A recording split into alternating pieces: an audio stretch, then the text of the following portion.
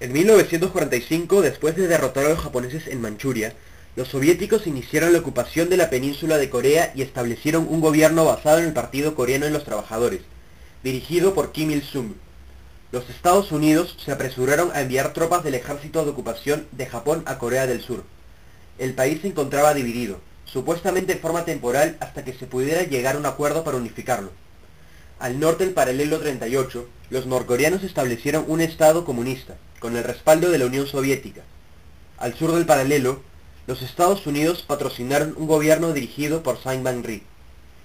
En 1950, Corea del Norte tenía un fuerte ejército conformado por 9 divisiones equipadas por los soviéticos y Kim Il-sung estaba listo para actuar. Confiaba en que podría invadir y derrotar al sur. Declaraciones provenientes de Washington lo convencieron de que los Estados Unidos no intervendrían y la victoria comunista en China, de 1949, reforzaba este convencimiento. De cualquier forma, si los norteamericanos iniciaban alguna acción militar, la Unión Soviética y China se verían obligados a ayudar a Corea del Norte y salvar a Kim de la derrota. Los chinos estaban tan confiados como Kim. Mao creía que los Estados Unidos quizás estaban induciendo a los norcoreanos a tomar una iniciativa que las potencias occidentales podrían utilizar como una excusa para realizar bombardeos atómicos y convencionales contra los países comunistas de Asia.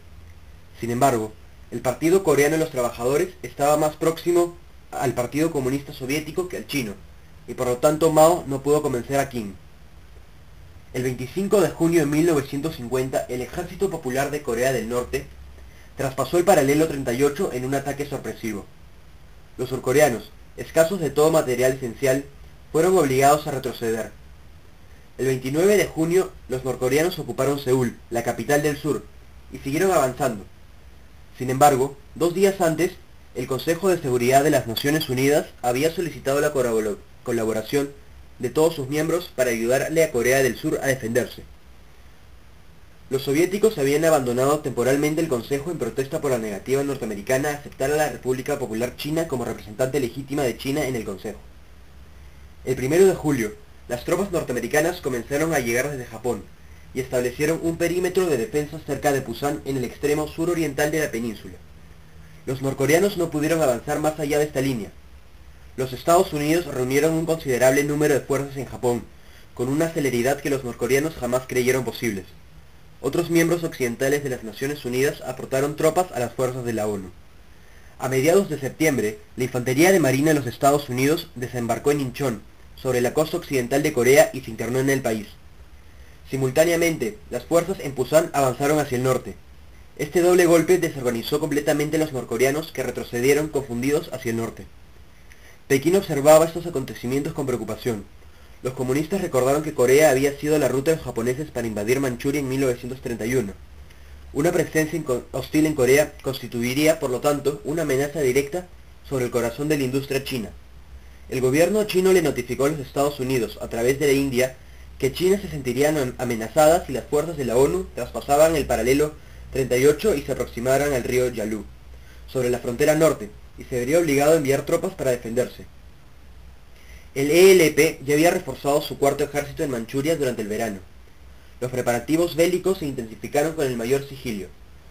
En realidad fueron tan secretos que la administración norteamericana se negó a creer que China actuara.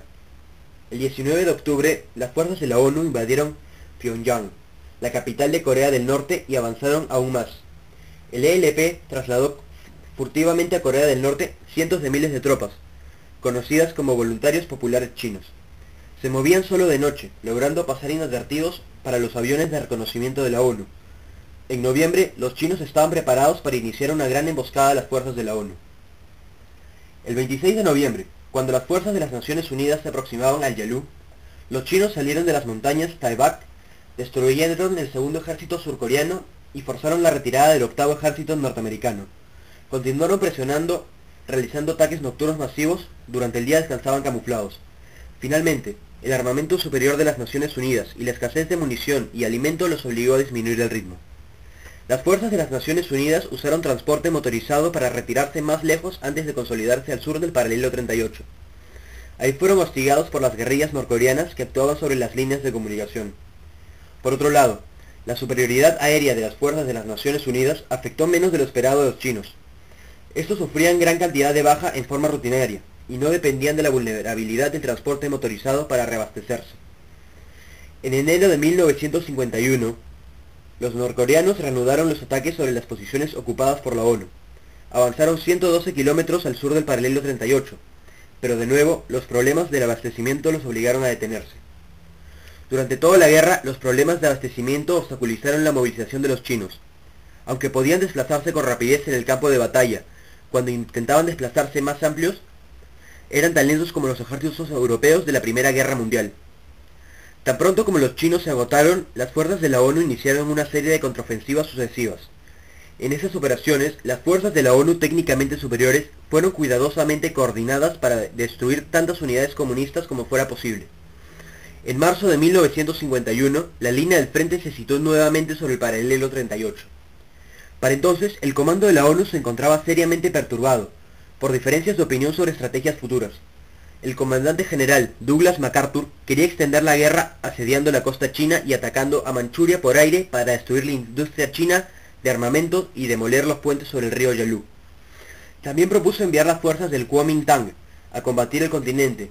El presidente Harry Truman, por el contrario, quería limitar el alcance geográfico del conflicto, evitar la guerra contra la República Popular China y terminar la guerra de Corea con un cese del fuego honorable. El conflicto se resolvió cuando Truman destituyó a MacArthur. En abril y mayo de 1951, los chinos intentaron por última vez sin éxito atravesar las líneas de las Naciones Unidas. Aunque se habían reforzado y reabastecido con armas soviéticas pesadas, no pudieron igualar el armamento, la movilidad y la flexibilidad de las fuerzas de la ONU. En particular, las ofensivas chinas fueron seriamente alteradas por los ataques destructivos de las fuerzas de la ONU. Las maniobras chinas eran muy rígidas para sobreponerse a reverses inesperados, y los ataques masivos de la infantería fueron abatidos por artillería o contenidos en las líneas de defensa. Aquellos que se acercaban a posiciones de la ONU eran ametrallados. Las bajas y los fracasos deterioraron la moral de los soldados chinos. A fines de mayo de 1951, los ejércitos de la ONU iniciaron el avance. En junio, los batallones chinos comenzaron a rendirse completos. Hasta entonces, muy pocos habían caído prisioneros. A finales de junio de 1951, el frente se estabilizó aproximadamente sobre el paralelo 38. Ambos bandos se atrincheraron. Los chinos efectuaron ataques locales para fortalecer su posición, pero no repitieron sus intentos de penetrar hacia el sur. En la zona intermedia entre las dos líneas se desarrollaron patrullaje e incursiones costosas con el objetivo de apoderarse de la tierra de nadie, es decir, la cima de las colinas. Esto se prolongó por 2 años, hasta el verano de 1953. Para entonces, los dirigentes comunistas habían concluido que su ejército no podría derrotar a las fuerzas de la ONU, y estaban convencidos de que las Naciones Unidas no atacarían directamente a China. Los soviéticos también habían perdido interés en la guerra de Corea, especialmente después de la muerte de Stalin. El 27 de julio de 1953 se firmó el armisticio que aún sigue vigente hoy. Corea continúa dividido en dos estados hostiles. Los Estados Unidos todavía conservan tropas en el sur. Los chinos y los soviéticos se niegan a reconocer a Corea del Sur y tienen el compromiso de defender a Corea del Norte en caso de guerra. Las Naciones Unidas están presentes en Panmunjom, sede de las conversaciones que llevaron al armisticio, pero con las grandes fuerzas que tienen disponibles tanto el sur como el norte, Corea continúa siendo un polvorín de considerable potencia.